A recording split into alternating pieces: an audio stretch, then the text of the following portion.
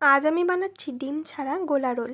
গোলা রোল বানানোর জন্য আমি প্রথমে আলুগুলো ছোটো ছোটো টুকরো করে কেটে নিয়েছি। এবার আমি কড়াইতে তেল দিয়ে তেলের উপরে শুকনো লঙ্কা ও কালো জিরের ফোড়ন দিয়ে দিয়েছি। দিয়ে আমি ওর উপরে কেটে রাখা আলু দিয়ে অল্প কিছুক্ষণ নাড়াচাড়া করে নিয়েছি। এবারে আমি ওর উপরে দিয়ে দিচ্ছি পরিমাণ মতো লবণ ও হলুদ গুঁড়ো, দিয়ে এটা ভালোভাবে ভাজা ভাজা করে নেব। এবারে আমি ওতে দিয়ে দিচ্ছি পরিমাণ মতো জল, দিয়ে কিছুক্ষণ ঢাকা দিয়ে রাখবো। এবার আমি ঢাকনাটা খুলে নিচ্ছি। আমাদের আলুটা সিদ্ধ হয়ে গেছে, তরকারিটাও হয়ে গেছে। এবার আমি এটা একটি পাত্রে তুলে নেব। অন্যদিকে আমি অল্প কিছুটা ময়দা নিয়ে ওতে পরিমাণ মতো লবণ ও জল দিয়ে ভালোভাবে ব্যাটারটা তৈরি করে নেব। তারপরে কড়াইতে অল্প কিছুটা তেল দিয়ে যে ব্যাটারটা বানালাম ওটা চামচে করে 1 চামচ দিয়ে কড়াটা ঘুরিয়ে এরকম গোল করে নেব। এবারে এটা কিছুক্ষণ ঢাকা দিয়ে রাখছি।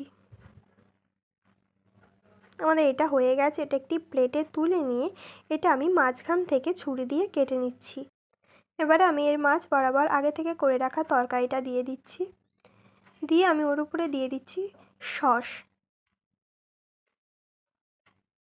সস দিয়ে আমি এটা এরকমভাবে ঘুরিয়ে রোলের মতো করে নেব।